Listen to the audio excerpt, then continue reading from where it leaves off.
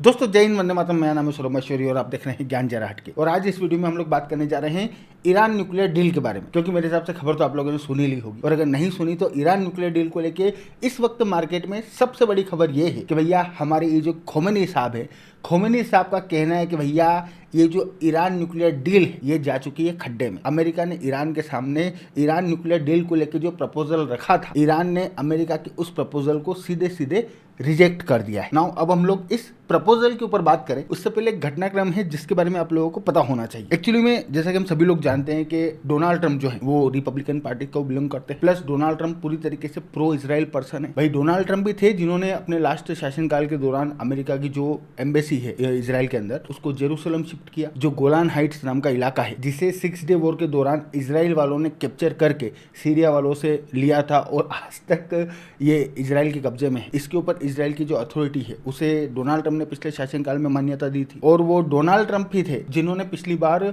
Barack Obama ने Iran के साथ में जो न्यूक्लियर डील करी थी उस न्यूक्लियर डील से खुद को विड्रॉल किया था। अच्छा, अब यहाँ पे एक बहुत महत्वपूर्ण चीज है जिसके बारे में आप लोगों को पता होना चाहिए, और वो ये कि बराक ओबामा ने ईरान के साथ में वो जो ईरान न्यूक्लियर डील करी थी उसमें ये जो ईरान है, ईरान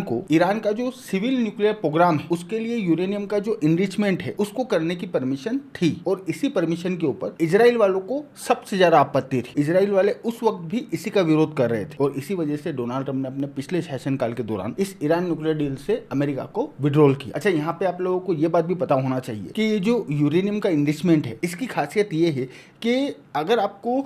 सिविल न्यूक्लियर प्रोग्राम चलाना है, मतलब सपोज आपको अपने यहाँ पे न्यूक्लियर एनर्जी की मदद से इलेक्ट्रिसिटी जनरेट करना है या फिर हीट जनरेट करना है, तो उसके लिए आपको यूरेनियम का जो इन्वेस्टमेंट का लेवल होता है वो सिर्फ 3.75% के आसपास ही चाहिए। इससे ऊपर आपको जाने की जरूरत नहीं है। और अगर आपको न्यूक्लियर वेपन बनाना है तो उसके लिए आपको यूरेनियम का जो इन्वेस्टमेंट होता है उसका जो लेवल है वो 90% चाहिए। मतलब कि अगर आप 90% यूरेनियम को इन्वेस्टमेंट करते हैं, मतलब अगर आपके पास 90% इन्वेस्टमेंट लेवल का यूरेनियम रखा हुआ है तो उस यूरेनियम से आप किसी भी समय पे न्यूक्लियर वेपन बना सकते हैं। प्लस यहाँ आपको ये बात भी पता होना चाहिए, और ये जो इन्वेस्टमेंट वाली बात मैं आप लोगों को बता रहा हूँ ना, ये बहुत महत्वपूर्ण बात है क्योंकि इसी पे सारा खेल टिका हुआ है, और इसी की वजह से इजराइल वालों को बहुत ज्यादा चिंता हो रही है। अब चिंता क्यों हो रही है वो भी मैं अभी आप लोगों को एक्सप्लेन करूंगा, बट पहले आप लोग ये यूरेनियम की जो इन्वेस्टमेंट की प्रोसेस है इसको थोड़ा सा ध्यान से सुनो। देखो, ऐसा है कि ये जो यूरेनियम के इन्वेस्टमेंट की जो प्रोसेस होती है ना, यूरेनियम की इन्वेस्टमेंट की प्रोसेस में जब आप यूरेनियम को 0% से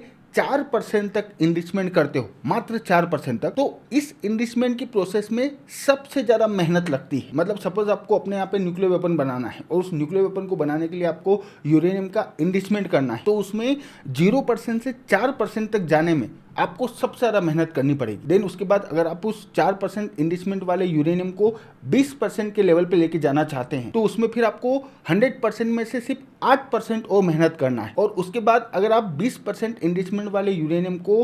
90% इन्वेस्टमेंट वाले यूरेनियम पे लेके जाना चाहते हैं, जिससे आप बम बना सकते हैं और उस बम को आप अपने एनिमी के अगेंस्ट में यूज कर सकते हैं, तो उसके लिए भी आप लोगों को मात्र 8% और मेहनत करना है। बोले तो 20% से 90% आप बहुत इजीली और बहुत फटाफट जा सकते हो। नाउ अब ये जो ईरान न्यूक्लियर डील कैंसिल हुई है, ईरान न्यूक्लियर डील के कैंसिल होने के बाद से लेके अब तक लगातार ईरान वाले अपने यहाँ पे ना सिर्फ यूरेनियम का इन्वेस्टमेंट करने में लगे हुए हैं, बल्कि आज की तारीख में इन लोगों के पास लगभग 400 किलोग्राम वो यूरेनियम रखा हुआ है जो कि 60% इनरिच ऑलरेडी हो चुका है। और जैसा कि मैंने अभी आप लोगों को एक्सप्लेन किया, 60% से 90% जाने में कितना समय लगेगा, सिर्फ 3-4% मेहनत और करनी है इन लोगों को, और इनके पास वो इन्वेस्ट किया हुआ यूरेनियम आ जाएगा जिससे ये लोग न्यूक्लियर वेपन बना सकते हैं। नाउ इसके अलावा यहाँ पे एक और महत्वपूर्ण बात है जिसके ऊपर आप लोगों को ध्यान देना चाहिए, और वो है इजराइल की साइज। क्योंकि अगर हम लोग नॉर्थ टू साउथ इजराइल की साइज कैलकुलेट करें तो लगभग 300-350 किलोमीटर का इलाका बनता है, और अगर हम लोग वेस्ट टू ईस्ट इजराइल की विथ कैलकुलेट करें तो 60 किलोमीटर से लेके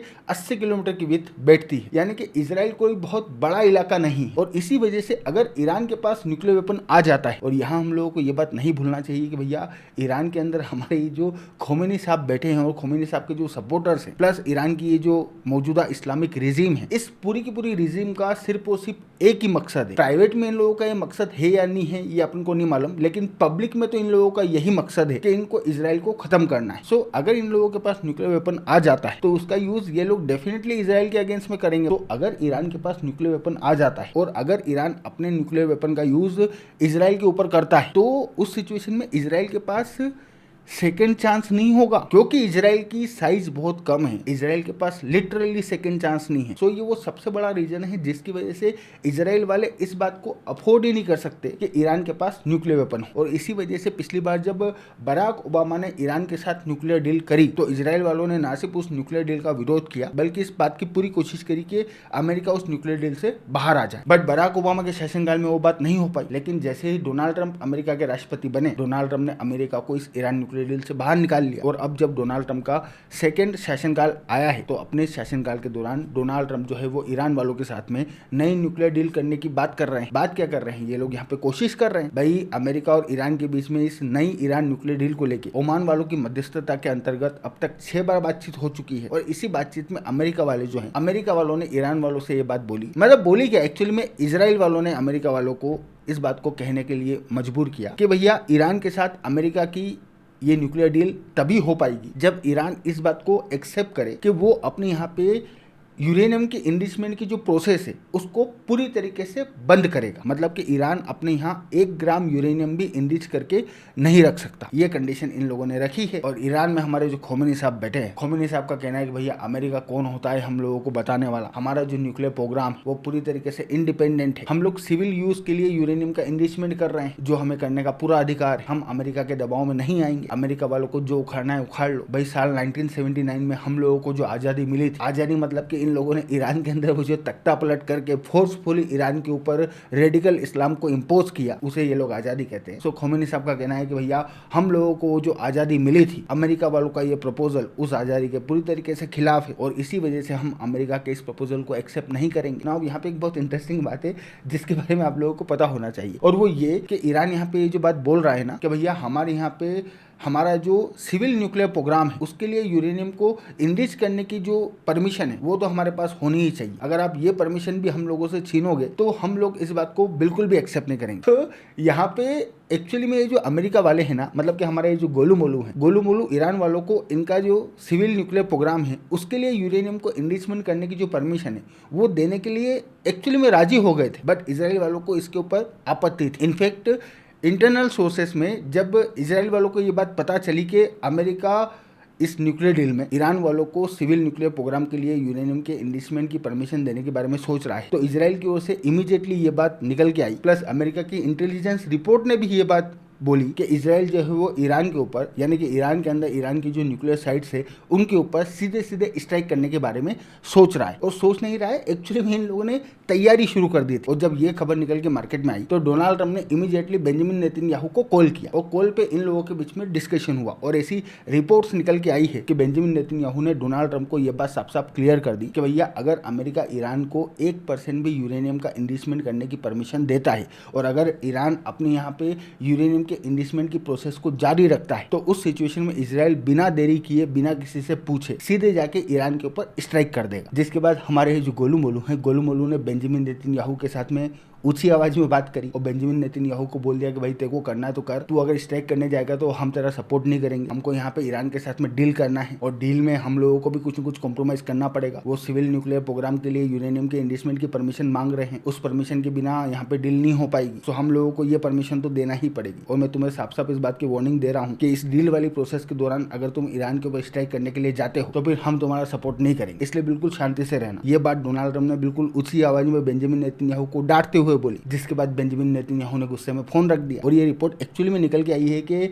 उस फोन कॉल के दौरान डोनाल्ड ट्रंप और बेंजामिन नेतन्याहू के बीच में हीटेड डिस्कशन हुआ था, तो इन लोगों के बीच में माथाफोड़ी हो गई। अब डोनाल्ड ट्रंप ने उस वक्त फ्लो में गुस्से में फोन पे बकबक कर तो दिया, फोन पे बेंजामिन नेतन्याहू को ये बात भी बोल दी कि भैया अगर तुम स्ट्राइक करने जाते हो तो हम तुम्हारा सपोर्ट नहीं करेंगे। लेकिन फोन रखने के बाद में डोनाल्ड ट्रंप को इस बात का एहसास हुआ कि ये तो कांड हो गया है, मतलब सामने वाली पार्टी तो इजराइल है, इजराइल के लीडर के साथ में हम ऊंची आवाज में बात कर रहे हैं, इजराइल के लीडर को हम मना कर रहे हैं, ये कैसे पॉसिबल। प्लस बेंजामिन नेतन्याहू ने अमेरिका में इजराइल की जो लॉबी है, अमेरिका में इजराइल की लॉबी को पूरी बात बता दी कि भैया हमारा जो गोलू मोलू है एक तो ये ऊंची आवाज में बात कर रहा है और फिर ऊपर से धमकियां देता फिर रहा है, तो अब देख लो तुमको क्या करना है। तो अमेरिका में इसराइल की जो लॉबी है उसने डोनाल्ड ट्रंप की क्लास लगा दी, जिसका नतीजा ये हुआ कि अमेरिका के होमलैंड सिक्योरिटी की जो सेक्रेटरी है बोले तो एक क्रिस्टी जी, डोनाल्ड ट्रंप ने इमीडिएटली इसको ना सिर्फ इसराइल की यात्रा पे भेजा बल्कि ये बेचारी वो जो वेस्टर्न वॉल है, वेस्टर्न वॉल पे जाके ढोक भी दे के आई, वहां पे चिट्ठी भी चिपका के आई और इसने बेंजामिन नेतन्याहू को मनाने की भी कोशिश की। प्लस धीरे से मे भी पॉसिबल डोनाल्ड ट्रंप की ओर से सॉरी भी बोल दिया होगा कि भैया हो गया, गुस्से गुस्से में बोल दिया डोनाल्ड ट्रंप ने, ऐसा नाराज नहीं होना। लेकिन इसराइल वाले मानने को तैयार नहीं। इसराइल वालों ने अपनी पोजीशन साफ साफ क्लियर कर दी कि भैया अगर अमेरिका इस न्यूक्लियर डील के अंदर ईरान को यूरेनियम को इनरिच करने की परमिशन देता है तो फिर तुम ईरान वालों के साथ में रहो, अपन तो जाके ठोक के आएंगे। तो बेंजामिन नेतन्याहू ने कदम पीछे हटाने से साफ साफ मना कर दिया और इसी का नतीजा है कि अब फाइनली डोनाल्ड ट्रंप को बेंजामिन नेतन्याहू की बात ना सिर्फ मानना पड़ी बल्कि डोनाल्ड ट्रंप ने अपने सोशल मीडिया प्लेटफॉर्म से ये पोस्ट डाली कि भैया हम ईरान को किसी भी सूरत में ईरान के अंदर यूरेनियम को इनरिच करने की परमिशन नहीं देने वाले। ये वाला जो पॉइंट है ये पूरी तरीके से नॉन नेगोशिएबल है। अगर ईरान ये बात करता है तो फिर यहाँ पे न्यूक्लियर डील नहीं होने वाली और ये एक्चुअली में इजराइल वालों की डिमांड थी और इसी को लेके कलेश चल रहा था। ये बेचारे अमेरिका वाले तो सिविल न्यूक्लियर प्रोग्राम के लिए ईरान को यूरेनियम के इनरिचमेंट करने की परमिशन देने के लिए राजी हो गए थे विथ एटॉमिक जो एजेंसी है उसकी निगरानी में, लेकिन क्योंकि